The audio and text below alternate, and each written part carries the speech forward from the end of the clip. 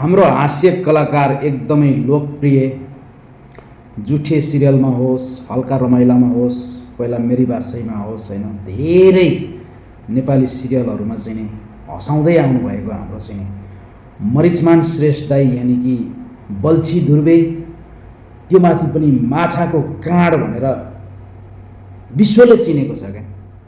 हामी 3 करोड नेपाली जनताले मात्रै हैन, बाहिरकोले शुद्ध उसलाई चिनेको छ। तर यति महान कसम यार, यो दाइलाई म हृदयदेखि नै स्यालुट गर्न चाहन्छु हैन। यो दाइ लास्टै महान रहेछ यार, बल्छी ध्रुवे दाइ यार। उसले जति नेपाली 3 करोड जनतालाई हँसाउने मनोरञ्जन दिने मात्रै हैन कि उहाँले गरेको व्यवहारहरूले मलाई एकदमै मन छोयो।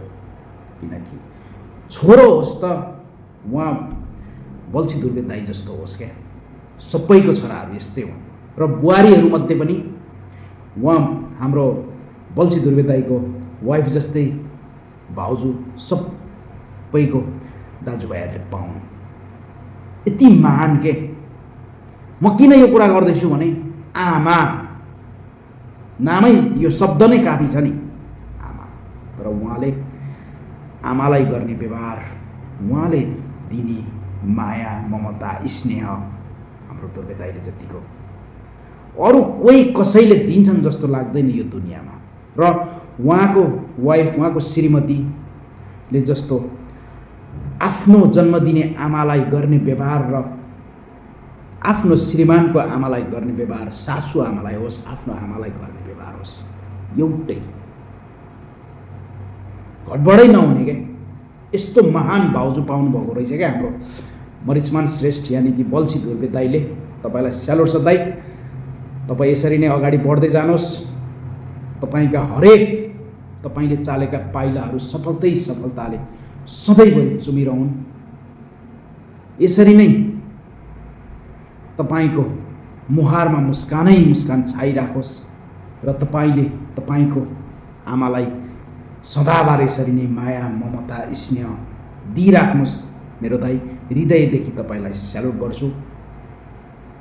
म एकदमै तपाईका ती शब्दले मेरो मन छोयो दाइ। धन्यवाद, धन्यवाद अल्लाह, यतिसम्म महान हुनुहुँदो रहेछ दाइ। तपाईँ नेपाली 3 करोड जनताको मनमुटुमा बस्नु भएको थियो र बस्नु हुनेछ, बस्नु भएको छ। तपाईलाई सम्मान छ दाइ। यस्तै तपाईँ जस्तै छोरा अनि तपाईको श्रीमती जस्तै बुहारी सबैको घर घरमा हुन्। म यही चाहन्छु दाइ। हामीले गर्ने भनेकै हाम्रो आमालाई सम्मान हो, अपमान होइन। र हरेक बुहारीले गर्ने भनेकै सम्मान हो। आफ्नो सासू आमा होस्, आफ्नो आमा होस्, र आमाले पनि आफ्नो छोरीलाई, आफ्नो बुहारीलाई त्यो बिल्कुल छुट्याउनु मिल्दैन के।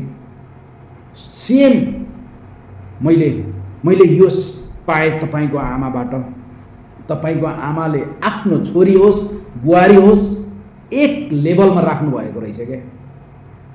अलिकति 1 इन्च पनि घटबड देखिन मैले। त्यही भएर मेरो मरिचमान श्रेष्ठ यानि कि बल्छी ध्रुवे दाइ भाउजू अनि मेरो आमालाई त नमस्कार गर्न चाहन्छु। तपाईले यस्तो भाग्यमानी छोरा पाइदिनु भएको रहेछ आमा। म धेरै खुसी भएँ, मेरो मन शान्ति भयो। जय देश, जय नेपाल, जय आमा।